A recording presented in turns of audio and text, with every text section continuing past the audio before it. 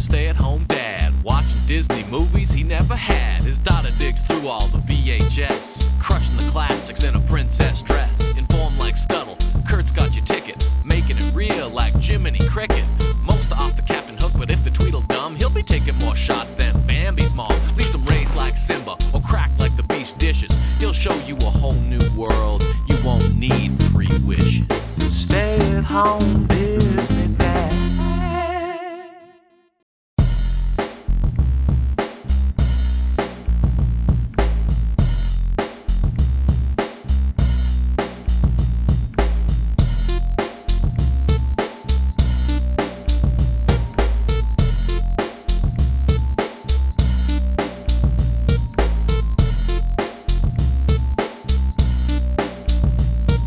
Today we got Timon and Pumbaa's Wild Adventures. Grub's on, starring your favorite characters from The Lion King.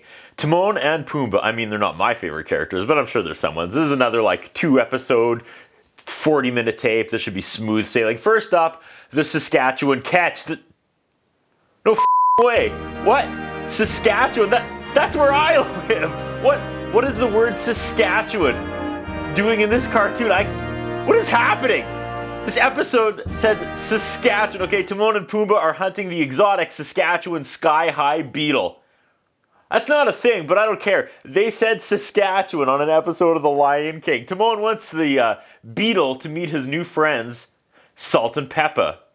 Like the rap group? Oh, like the seasoning. The Saskatchewan sky-high beetle gets away, but a flying squirrel knocks Timon out of the tree. They say, Saskatchewan, aloud for the 3rd time, and I am squealing. The flying squirrel is like a high-maintenance Valley Girl character. Amazing. Some writer had an uppity date that expected him to pay for everything the night before, and he drafted this gem. She's paying for it today. Timon and Pumbaa figure if they befriend her, she can fly and get them the elusive Saskatchewan beetles they keep missing. He tells her her landings could use some work.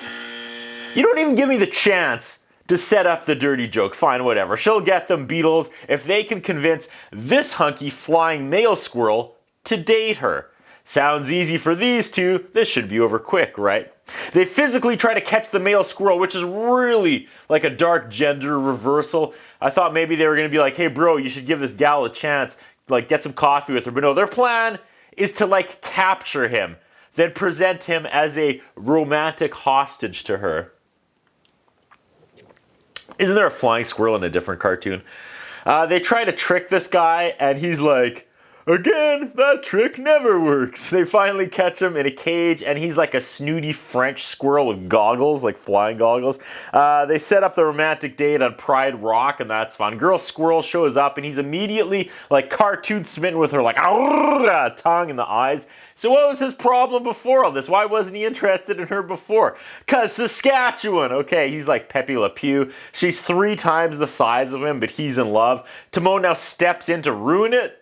For some reason, he's jealous they found love, and he's telling the male squirrel not to ever settle down with a ball and chain. I mean, I guess this is a throwback to the Lion King movie itself, which the song about Simba and falling in love. And okay, the wheels are coming off this. The squirrels fly away together, and they have no Saskatchewan sky-high beetles for them. The end.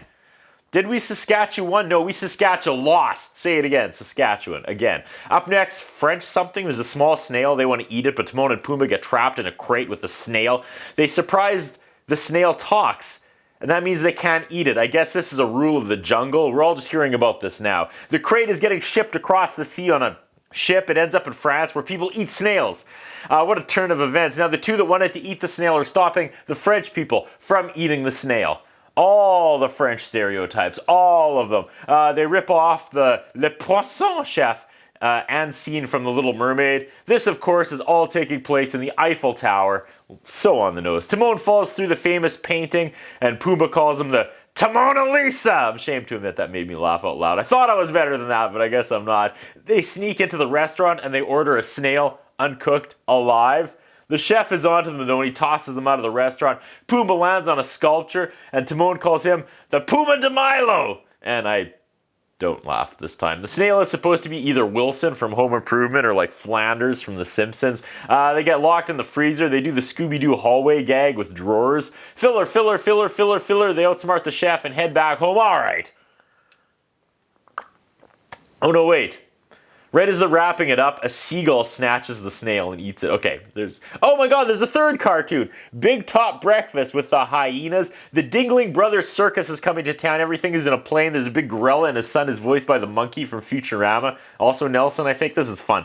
The plane is turbulent and the box falls out of the plane and lands beside the hyenas. I know this can't be the real voices from the hyenas from the movie, but they sound pretty close. A little monkey named Simon hops out of the box. They want to eat him. The hyenas play Simon Says, "Who wants to eat me?" They fight over him. They keep going back to the same joke of one character getting an idea, and then the next one says, "That's a stupid idea. Wait, I got an idea." And it's the same idea that he just said was stupid. It's like their 1-2 punch, or I guess their one punch of this, as it were. Now, one hyena sounds like Simon the monkey. It's like they got confused or bored while in the voice booth and like got confused and started reading the wrong parts halfway through. Nothing is happening. They somehow trick Simon into thinking he's performing at a circus. Why?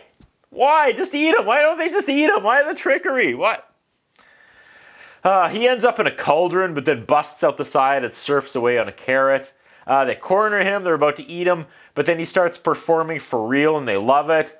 It's a bunch of like ball jokes, but sphere jokes, like spheres, like round. Okay, like not testicle jokes, people. Okay, they push the launch button, thinking it says lunch. And he flies back up into the air and lands back on the airplane. The hyenas are still hungry. One says he's so hungry he could eat a blue whale, and then one falls on them. Wow.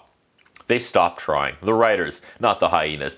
But I also guess kind of the hyenas. Credits over a bass-heavy Hakuna Matata sax and drum instrumental, which is the best part of the video, other than when they said Saskatchewan. And just when you think it's over, it ramps back up again. 1995, Walt Disney. And they said Saskatchewan. That's where I live. That's where I live.